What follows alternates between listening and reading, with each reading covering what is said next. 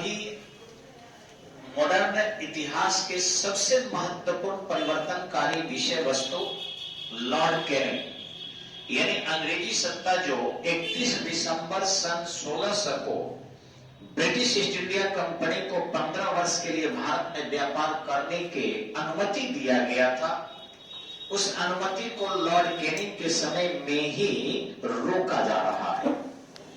क्यों रोका जा रहा है और क्या क्या घटनाएं घटी और उससे भारत को क्या लाभ हुआ और फिर अंग्रेजों को क्या लाभ हुआ, एक एक करके पहलू को थोड़ा सा हम लोग समझने का प्रयास करेंगे। तो सबसे पहले देखेंगे कंपनी जो इतने लंबे सफर की थी वह 1857-58 में कंपनी अपने सत्ता को क्यों खो दी। तो कंपनी के नॉर्मल हिस्ट्री को यदि हम देखें, भारत में थोड़ा सा एक दो प्रतिबंध लगा दिया गया था रिलीजियस पॉइंट ऑफ व्यू से जो गलत था, और कुछ स्वार्थी और बुद्धिमान तत्व तो आज भी भारत को डैमेज कर रहे हैं। भारत के जो चालाक वर्ग था, ध्यान रखिएगा, चालाक और समझदार लोग नहीं, चालाक वर्ग, उस चतुर वर्ग ने हमेशा ही इसके ज्ञान को कुंठित करने का प्रयास किया है। इसकी शिकायत अल-बरूनी भी आने के दौरान किया था। गजनवी के साथ अल-बरूनी आता है और वो कहता है कि भारतीय बहुत ही ज्ञानी है, भारतीय बहुत ही ज्ञानी है और इनके पूर्वज अच्छे थे क्योंकि इनके पूर्वज लोगों को अच्छी ज्ञान देते थे। अब ये अपना ज्ञान कुछ चुरा लेते हैं, छिपा लेते हैं और अपने परिवार में और अपने जात में ही अच्छे ज्ञान को दे पाते हैं। देखिए कितना बड़ा व्यंग करके 10वीं शताब्दी 11वीं शताब्दी में वो लिखता है तहकीक ए हिंद नामक पुस्तक। इस जीके में आता है ताकि झटाझट किसने तहकीक ए हिंद लिखा, तो अल-बरूनी ने, आएगा आपको हर एग्जाम में आएगा। मास्टर जब समझाता है तो उन चीजों को तुरंत रट जाना चाहिए या तुरंत लिख लेना चाहिए, एकदम चतुर होना चाहिए। जी मैं आगे बता रहा हूं। तो इस तरीके से हमारे यहाँ कमियां थी और हम विश्व में क्या परिवर्तन हो रहा था इससे अनभिज्ञ थे। अभी भी देखिए इस कोरोना के एक आर्टिफिशियल डिजीज, ये कृत्रिम डिजीज है, ये कोई रोग था ही नहीं, लोग डर से मर गया और हार्ट अटैक ऐसे ही होता है, डर और भय से ही होता है। और जितने पेशेंट हैं, हमारे पढ़ने लिखने वाले लोग जान रहा है कि कोई दुनिया में ऐसा एक भी वायरस आज तक जन्म नहीं लिया जिस वायरस से कोई मरा हो। कोई वायरस है नहीं, विज्ञान में हम लोग खुद पढ़ाते हैं और मैं कोई साधारण साइंस पढ़ के नहीं आया हूं। व्यंग बोलने वाले तो खैर पूछिए मत, रास्ता चलते भौं भौं करने वालों की बहुत संख्या है गलियों में। तो मुझे भी कई व्यंग बोलते हैं और मुझे आश्चर्य होता है कि कभी आके मिलते तो मैं उनको बताता कि मैं कितना पढ़ा हूं और क्या जानता हूं, लेकिन आते नहीं है वो। एक दो बार आते, उनका स्वागत करते, चाय पिलाते हम, चाहे वो कितना हो बड़ा ज्ञानी हो, कम से कम जानते तो कि सामने वाला जो बोल रहा है, समझ रहा है, कह रहा है, वो क्या कह रहा है। मैं डॉक्टरों को चुनौती दे रहा हूं इस फेसबुक के माध्यम से, वीडियो के माध्यम से, कि क्या दुनिया में कोई ऐसा वायरस है जिससे एक भी आदमी आज तक मरा हो। न वायरस किसी को आज तक मारा है, न वायरस आज तक किसी को कभी भी भविष्य में मारेगा, बना ही नहीं है नहीं कोई वायरस। फिर कोरोना से लोग मर रहे हैं, कोरोना से। हाँ, वायरस एक कारण होता है, वायरस से कारण होता है। जैसे एड्स वायरस है, human immuno deficiency syndrome AIDS होता है, और HIV उसके वायरस होते हैं जिसको ह्यूमन इम्यूनो डिफिशियंसी वायरस कहते हैं। तो इस तरीके से ये वायरस केवल मनुष्य के रोग प्रतिरोधक क्षमता को गिरा देता है, ये तो है एड्स और कुछ नहीं है। अब रोग प्रतिरोधक क्षमता यदि लोगों को बढ़ा दी जाए तो फिर एड्स भी निष्प्रभावी हो जाता है।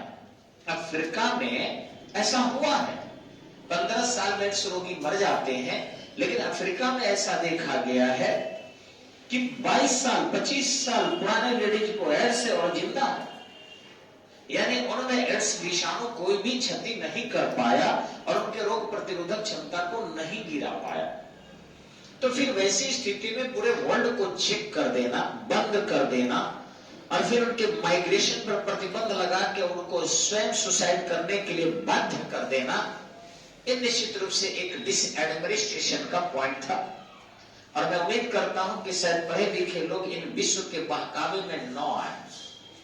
ये विश्व के डॉक्टर अपने मेडिसिन को और बड़े पैमाने पर अपने प्रोडक्शन को बाजार में सेल करने के लिए जो हथकंडे अपना रहे हैं, मनुष्य को बेरोजगार करके मशीनीकरण कर रहे हैं और रोबोटिक जो है अपने कारखानों के संचालन के लिए प्रयत्न कर रहे हैं, अगर ऐसा होते रहा तो उद्योगों को सुरक्षा ये सीआईएसएफ के जवान नहीं दे पाएंगे। जनता जब भूख आ जाएगा ना, हर एक कानून का उल्लंघन कर देंगे। इसलिए जनता को तृप्त होना चाहिए। 5 किलो अनाज से भिखारी बनाते हैं आप लोग, मेहनत करके खाना जानते हैं, भीख लेकर खाना नहीं जानते इस देश के लोग, ये समझना चाहिए था। तो वही चीज है, लोगों को घर से निकलना चाहिए। केवल यूट्यूब से नहीं पढ़ाई होगा, क्योंकि हम लोग पढ़ा दिए बच्चों को। अभी अब केवल सुना रहे आपको बकवास की चीजें, आपको लगेगा यूट्यूब पर नहीं वीडियो जाएगा, नहीं, यही वीडियो मैं सेम यूट्यूब पर भी डालूंगा जो फेसबुक पर आप अभी देख रहे हैं। तो इस तरीके से बाहर अगर निकले रहते भारतीय, ये ब्रह्मन लोग प्रतिबंध नहीं लगाता कि समुद्र को नहीं लांघना है, तो हमें जानकारी हो जाता कि अंग्रेज जो व्यापार करने आ रहे हैं, चाहे वो फ्रांसीसी हो, चाहे पुर्तगाली हो, चाहे वो डेनिश हो, चाहे वो स्वीडिश हो, चाहे वो ब्रिटिश हो, ये व्यापार करने नहीं आ रहे हैं, बल्कि भारत का संपत्ति लूटने आ रहे हैं। चाहे वो आर्थिक संपत्ति हो, ऐतिहासिक संपत्ति हो, अथवा हमारे सांस्कृतिक धार्मिक संपत्ति हो। यहाँ ईसाइयत करने आए थे, यहाँ के संसाधन लूट कर ले जाने आए थे, यहाँ साम्राज्य स्थापित करने आए थे। शायद हम इससे अनभिज्ञ इसलिए रह गए क्योंकि हमने बाहर नहीं निकला। हमें बाहर निकलना चाहिए, क्योंकि घर के ज्ञान सीमित होता है। चूहे के बिल में अगर हम पड़े रहेंगे तो शायद बिल खोदने का ही ज्ञान होगा और कुतरने का ही ज्ञान होगा। बाहर निकलेंगे तो गणेश के सवारी बन जाएंगे और प्रथम पूज्य के साथ उस चूहे की भी पूजा हो जाएगी अनजाने में। निकल के देखो घर से बाहर, तुम जो चाहोगे सो तुझे मिलेगा। यही गलती हुई थी हम लोगों से और आज भी पुनः उसी गलती की पुनरावृत्ति हम कर रहे हैं। अतः घर से निकलना चाहिए। ब्रिटिश ईस्ट इंडिया कंपनी की स्थापना इसीलिए की गई थी कि प्रारंभ में वो व्यापार करे, व्यापार के साथ साथ वो ईसाई धर्म को फैलाए, और जब धीरे धीरे ईसाई धर्म का विस्तार हो जाएगा तो यूरोपीय नियंत्रण पूरे विश्व पर हो जाएगा। आज देखिए, जो आपके देश के मुसलमान है वो राष्ट्रभक्ति तो है, लेकिन सबसे ज्यादा मक्का भक्ति उनके अंदर है। वो कहते हैं, खुद कहते हैं कि पहले मेरे लिए इस्लाम है, इसके बाद मेरे लिए अपना देश है। पहले इस्लाम है और वो मक्का के प्रति सदा समर्पित रहते हैं, चाहे वो पाकिस्तान का मुसलमान हो, भारत का मुसलमान हो, बांग्लादेश का मुसलमान हो। तो इस तरीके से अगर ईसाइयत होती तो निश्चित ही रूप से ईसाई कंट्री के प्रति, मातृ देश के प्रति यहाँ के लोग समर्पित रहता। आज ऑस्ट्रेलिया के लोग बड़े पैमाने पर ब्रिटेन के हैं, तो इस तरीके से वो ब्रिटेन के समर्थक है, वो कभी ब्रिटेन के खिलाफ नहीं जाते। कारण है कि सिर्फ ब्रिटेन के लोग ही वहां ज्यादा बसे हैं, लगभग 90% तो ब्रिटेन के समर्थक में है, पूरी तरह वो ईसाई है।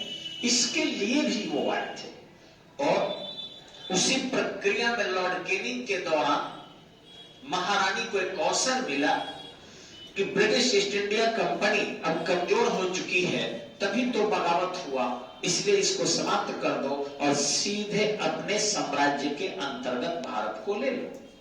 चूंकि बगावत हुई थी 1857 में, बगावत हुई थी 1857 में 10 मई को, और 1813 की यह व्यवस्था स्थापित हो गया कि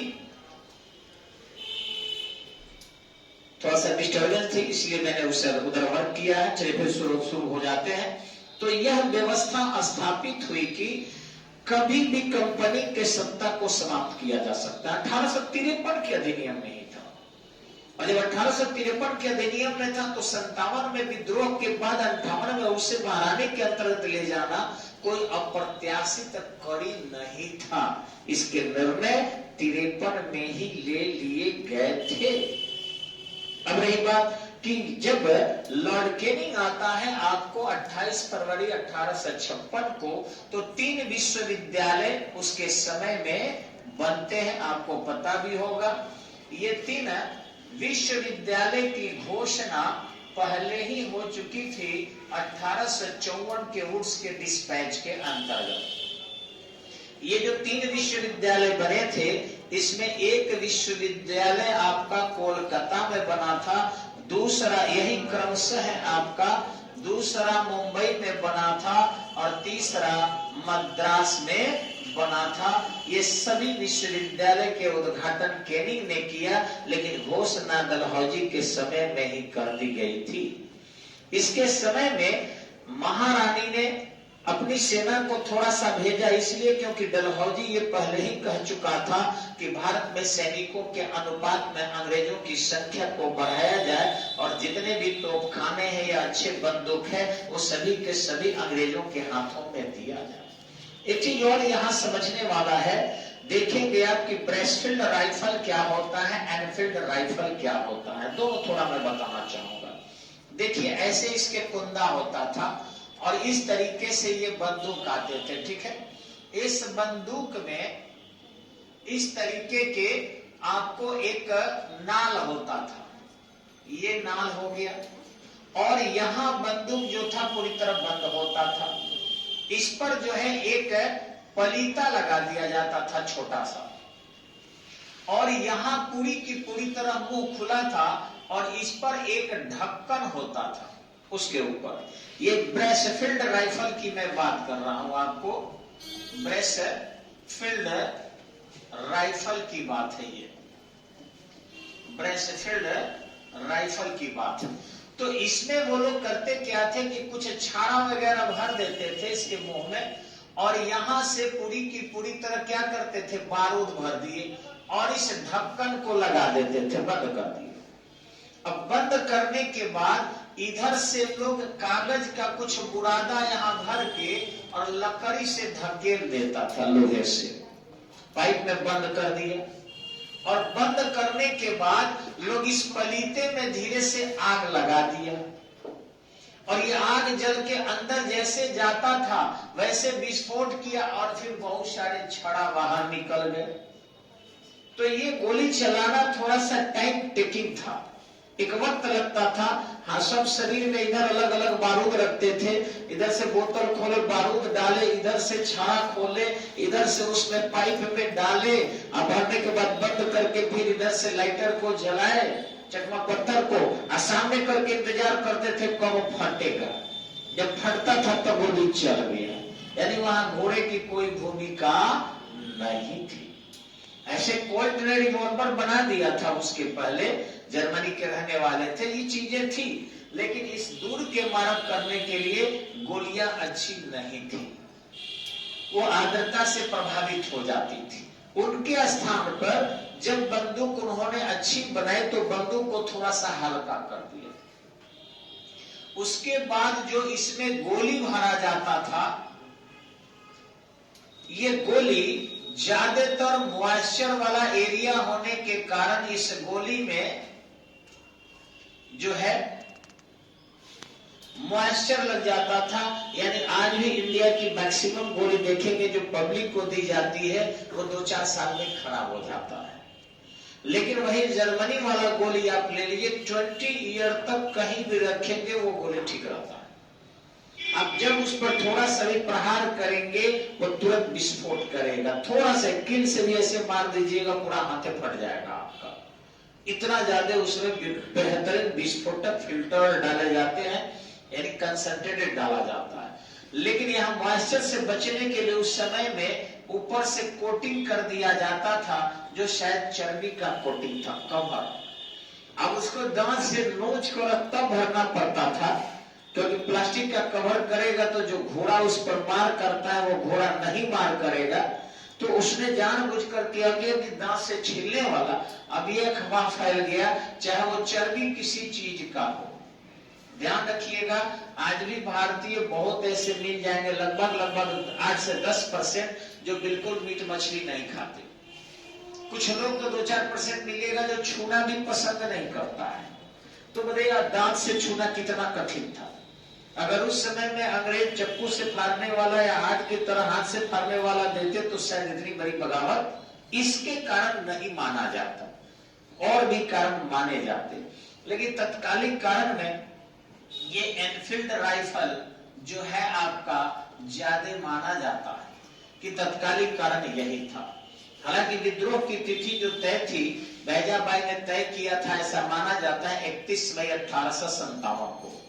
अब हुआ क्या कि इसी के समय में मंगल पांडे थे जो 34वीं एनआई के थे। उन्होंने किया क्या, मंगल पांडे ने, कि इस प्रकार के कारतूस को लेने से इनकार कर दिया। एनआई मतलब होता है नेटिव इन्फेंट्री।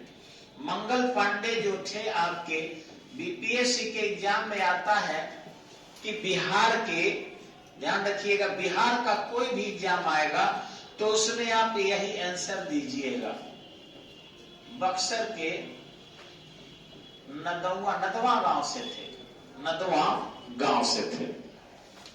तो इस तरीके से नदावा गांव से रहने वाले थे, ऐसा माना जाता है।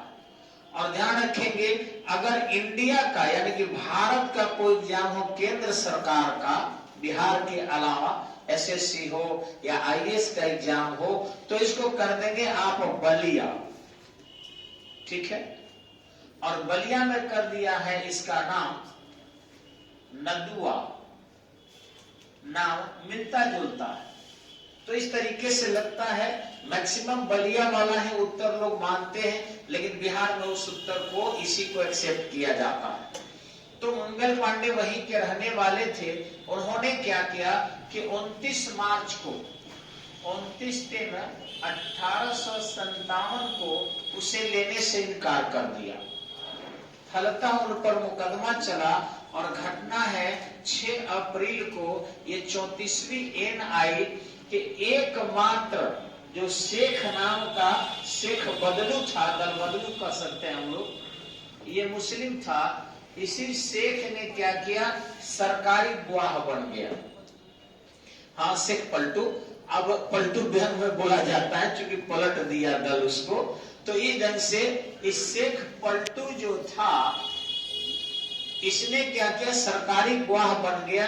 ऐसी स्थिति में इस मंगल पांडे सहित इन 34वीं एनआई के सभी सैनिकों को बर्खास्त कर दिया और जेल में जाने की सजा इनको सुना दी गई थी, वो तो पता ही होगा। ऐसी स्थिति में इनको कोर्ट मार्शल हुआ इसी 6 अप्रैल 1857 को और 8 अप्रैल 1857 को वे शहीद हो गए, यानी फांसी के फंदे पर उन्हें झुला दिया गया।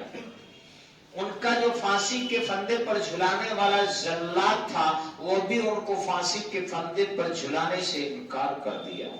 लेकिन अंग्रेजों के सामने किसी की एक नहीं चलती थी, क्योंकि हत्या और ताकत के बल पर ही साम्राज्य की स्थापना किए थे। अतः मंगल पांडे को पहला शहीद माना जाता है। नेक्स्ट देखेंगे आप कि अब ये चीजें चारों तरफ फैल गई, क्योंकि सेना का मुख्यालय मेरठ हो चुका था और मेरठ के करीबन 90 सैनिक इस प्रकार के बंदूक और कारतूस लेने से इनकार कर दिए। उन्होंने कहा हम ये एनफील्ड राइफल नहीं लेंगे। अब जब वो एनफील्ड राइफल नहीं लेंगे तो उन पर मुकदमा चला और 85 जो इनके सैनिक थे, 5 को उन्होंने गवाह बना लिया, 85 सैनिकों को नग्न रहने का आदेश दे दिया। ये घटना है 9 मई 1857 की, शनिवार का दिन था, ठीक है। अब शनिवार के दिन इनको नग्न रहने की जब सजा दी गई यह सैनिकों को बहुत बुरा लगा, इनके मित्रों को, कि हमारे मित्र जो अंग्रेजों के लिए इतना काम कर रहे हैं उनको नग्न रहने का आदेश दिया गया, ये उचित नहीं है।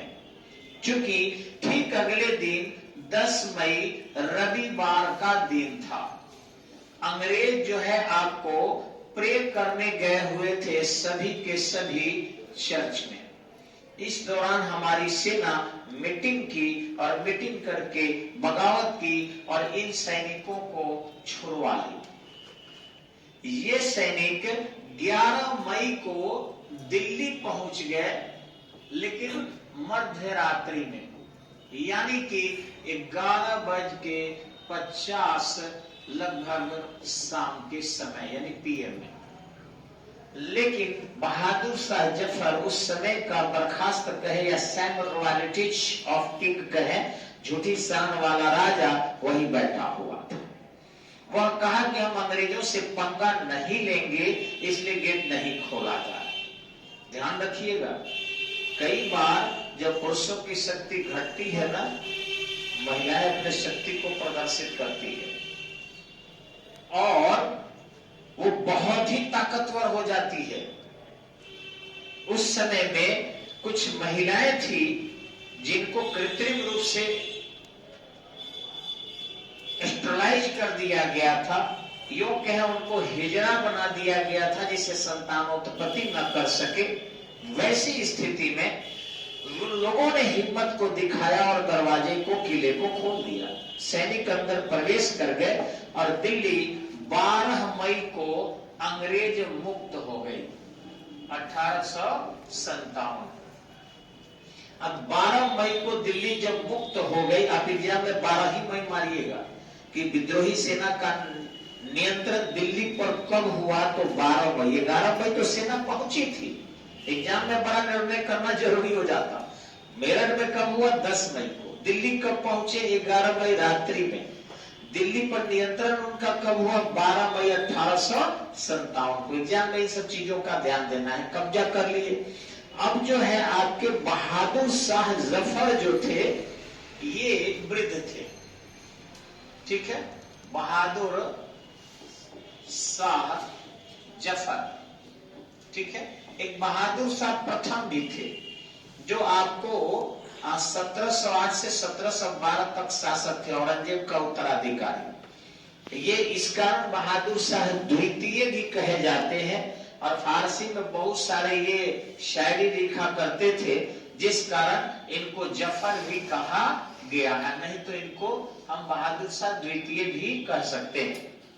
ये व्यक्ति शासक बनने से प्रारंभ में इनकार किया, परंतु बख्त खां के दबाव में, ये जो बख्त खां थे, इन्होंने कहा कि मैं सैन्य नेतृत्व करूंगा, आप जो है भारत के बादशाह बनिए।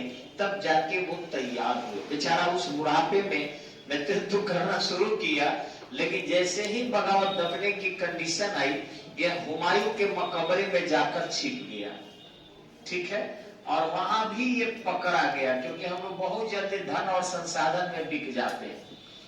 ये करती थी। उसकी अपनी पत्नी ही इस भेद को खोल दी और हुमायूं के मकबरे में ये पकड़ा गया। और ऐसी स्थिति में लगभग 14 राजकुमारों को अंग्रेजों ने उस मकबरे में ही मार दिया। वहीं पर उन लोगों के कब्र बना दिए गए हैं और इसको पकड़कर बहादुर शाह जफर को और रंगून भेज दिया। ध्यान रखेंगे, आपके बाल गंगाधर तिलक भी वहां गए थे। वो गए थे 1908 में 1914 तक आपके वहीं रहे, जहां उन्होंने गीता रहस्य नामक पुस्तक लिखी थी। जेल में स्वतंत्रता आंदोलन करने के कारण कैद में रहे। वहीं पर ये निष्कासित जीवन जीते रहा। बहुत कष्ट होने के कारण अपने अनुचर से कहा, आप मेरा वध कर दो, इतना कष्ट सहा नहीं जाता है। उसका वध कर दिया, लेकिन करने वाला खुद अपना भी वध कर लिया और इस प्रकार दोनों मोक्ष के प्राप्त हुए। आपको शायद ये भी क्वेश्चन आता है कि भारत के प्रवर्ती बादशाहों में से कौन सा बादशाह था जिसका कब्र भारत से बाहर है? कौन था? बहादुर शाह जफर, म्यांमार। फिर पूछता है, प्रारंभिक मुगल बादशाह में कौन बादशाह था जिसका कब्र भारत के बाहर है? बाबर। फिर पूछता है कि कौन सा भारत का मुगल बादशाह था जिसका कब्र भारत के बाहर है, लाहौर में है आपका जहांगीर का। फिर क्वेश्चन पूछता है कौन भारत का बादशाह था जिसका कब्र पहले भारत में बना तब काबुल में बना, बाबर का। ये कब जाना, इलाहाबाद में आगरा में पहला बना हुआ था। फिर पूछता है आपको अलग तरीके से थोड़ा सा कि कौन सा मुगल बादशाह था जिसके कब्र जो है वो खुले वायु में कुरान शरीफ के अनुसार कि मेरे पर स्मारक नहीं बनने चाहिए, जमीन धरती की गोद में मुझे लेटा दिया जाए, हल्के से जल का आसपास स्रोत हो और सुंदर से उस पर घास बिछी हो, वही मेरे कब्र बनाया जाए। किसने कहा था? बाबर ने कहा था। तो इस ढंग से ये बाबर का नाम वहां आएगा। लेकिन जैसे ये पूछे कि किस बादशाह ने कहा था कि मैं वो बदनसीब हूं कि मेरे मातृभूमि की 2 गज जमीन भी मुझे नसीब नहीं हुई। नहीं शाहजहां नहीं, खान साहब का शाहजहां बोलते हैं, गलत हो गया आपका। ये कहा था बहादुर शाह। शाहजहां का तो 2 गज का, पूरे ताजमहल में देख रहे हैं कि हो गया गज। इतना जीकेजीएस कमजोर होगा तो कैसे काम चलेगा आपका।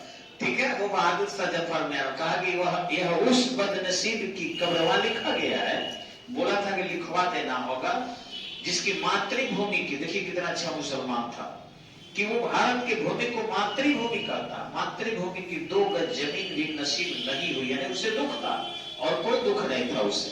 यानी भारत को मातृभूमि मानता था, मानना चाहिए, क्योंकि राष्ट्रीय नेताओं के कारण नहीं चल रही है, तो राज कर रहे हैं और लड़ा रहे हैं।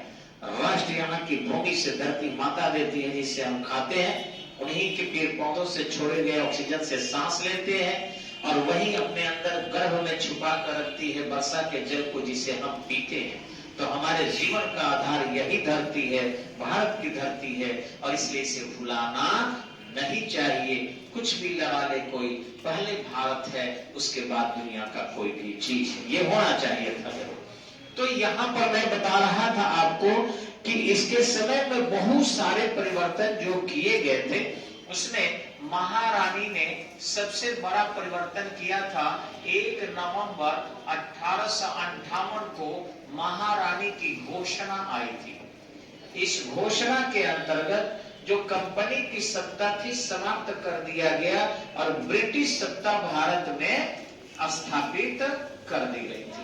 अब ब्रिटिश सत्ता का सीधा सा अर्थ है कि डायरेक्ट ब्रिटेन सरकार के नियंत्रण में भारत की सरकार आ गई। हालांकि सभी इसके अधिकारी जो अंग्रेजों के थे वो महारानी के अधिकारी हो गए, और यही कारण था कि केनिंग जो भारत का अंतिम गवर्नर जनरल था, अंतिम गवर्नर जनरल वह प्रथम वायसराय हो गया, प्रथम वायसराय हो गया। ठीक है, तो इस तरीके से लोग समझता है कि शायद गवर्नर जनरल नहीं रहा का, ऐसा नहीं, वो गवर्नर जनरल भी रहा। ब्रिटिश प्रांत का ध्यान रखिएगा, मेन में लिखिएगा, और जो इतिहास जानते होंगे हमारे बात को समझ रहे होंगे, क्योंकि ये सिंपल नॉलेज नहीं है, ये डेप्थ नॉलेज है। और बहुत लोग बिना जाने बस देखा लेखा टाइप के या पढ़ा पढ़ाया टाइप के हैं, वो अच्छे गुरु से नहीं जुड़े हुए लोग हैं। तो इस तरीके से वो ब्रिटिश प्रांत जितने थे उस ब्रिटिश प्रांत का गवर्नर रहा, और आजादी के समय तक यानी माउंट बेटन तक गवर्नर एंड वायसराय दोनों था। अब गवर्नर कैसे था, तो महारानी ने कहा था कि ब्रिटिश प्रांत तुम्हारे गवर्नरी के अंतर्गत चलेंगे, और जो अन्य एरिया है जो स्वायत्तता को प्राप्त किए हुए हैं वो उसका तुम वायसराय रहोगे, सारी जिम्मेवारी तुम्हारे ऊपर भी रहेगी। साथ ही साथ उन्होंने एक भारत सचिव की नियुक्ति भी प्रारंभ की, ताकि वो ब्रिटिश संसद में जवाबदेह रहे। वहां अगर विपक्ष क्वेश्चन करता है तो क्वेश्चन का जवाब वो दे सके। इसके समय में थोड़ा सा और 1-2 परिवर्तन आपको देखने के लिए मिलेगा। वह परिवर्तन आपका क्या था कि 1861 का इंडियन फर्स्ट काउंसिल एक्ट, ये महारानी जो है लोकतांत्रिक प्रक्रिया की ओर फर्स्ट काउंसिल एक्ट जो है इन्होंने शुरू किया। इसमें कुछ भारतीय लोगों को भी शामिल किया जाने लगा, लेकिन जो मनोनयन पद्धति थी इसमें 60 मेंबर जो है ये मिलकर अब भारत की सत्ता को संचालित करेंगे। अब केवल गवर्नर के हाथ में नहीं रहेगा, लेकिन इसी समय में जो आज के भारतीय संविधान के आप आर्टिकल देखते हैं, जो हमारे राष्ट्रपति महोदय भी 123 के अंतर्गत राज्यादेश जारी करते हैं। आईएएस में भी क्वेश्चन आया हुआ है, बीपीएस में भी, बिहार दरोगा में भी, और सभी लोग उसको 1786 के जो कर्नवालिस के मिले हुए विशेषाधिकार थे उससे लोग जोड़ देता है। गलत है। जो राष्ट्रपति को विशेषाधिकार राज्यादेश जारी करने के भारत के संविधान के अनुच्छेद 123 के अंतर्गत मिला है, वो आपके 1861 में सबसे पहले कैनिंग को मिला था। तो उत्तर इसका ये होना चाहिए, लेकिन लोग ध्यान नहीं देता है, गलत मारता है और असफल होने पर कहता है आयोग में सेटिंग चल रहा है या फिर आयोग ही गलत है। वो तोड़ तोड़ कर जब तक कॉम्पिटिटिव माइंड होकर, कंपैरेटिव एनालिसिस होकर स्पेशलिस्ट की तरह नहीं पढ़ेंगे, तब तक कंपटीशन में आप अच्छे क्वेश्चन को सॉल्व नहीं कर पाएंगे। तो इस ढंग से हमारे राष्ट्रपति को आज भी ये अधिकार है जो 6 मंथ के लिए वैल्यूएबल होता है। ध्यान रखेंगे, 6 महीने के अंदर यदि उसे लोअर पार्लियामेंट, अपर पार्लियामेंट बोथ जो है परमिशन नहीं दे देती है, वो भी बहुमत से, तब तक जो है ये ऑर्डिनेंस समाप्त हो जाता है, जो आपके आर्टिकल 123 के अंतर्गत है, और इसकी शुरुआत 1861 से ही हो चुकी थी। तो आज के लिए इतना ही, फिर हम देखेंगे अगले वीडियो में। लेकिन फिर से निवेदन है, स्टडी पॉइंट खोल चुका है, रेगुलर क्लासेस चल रहे हैं, और बच्चे जो हमारे सक्सेस हो रहे हैं वो एक बार थोड़ा घुमा के दिखा दीजिए कि बच्चे कैसे बैठे हुए हैं। आप लोग सभी बच्चे सामने हैं और देखिए पढ़ भी रहे कितने शांतचित्त होकर। इन लोगों को लिखा भी दिया गया है और फिर इन लोगों को तोड़ तोड़ कर एक बार और समझाया जाएगा, और फिर इनसे छोटे छोटे प्रश्न भी पूछे जाएंगे जो हम आपको वीडियो में नहीं दे सकते हैं। कारण है कि इतने नॉलेज देने से एक तो वीडियो का जीबी भी कटता है, दूसरा आपकी आंखें भी खराब होगी, और तीसरा हम लोगों को कोई आर्थिक फायदा भी नहीं पहुंचता है। इस वीडियो से आर्थिक फायदा भी चाहिए, तो इस तरीके से हम लोग वो सारा नॉलेज नहीं देते हैं। इसलिए आपको रियल बता रहे हैं कि रेगुलर क्लास से जुड़िए, कभी भी ऑनलाइन आपको उतनी बेहतरीन नॉलेज नहीं दे पाया है। धन्यवाद, नमस्कार।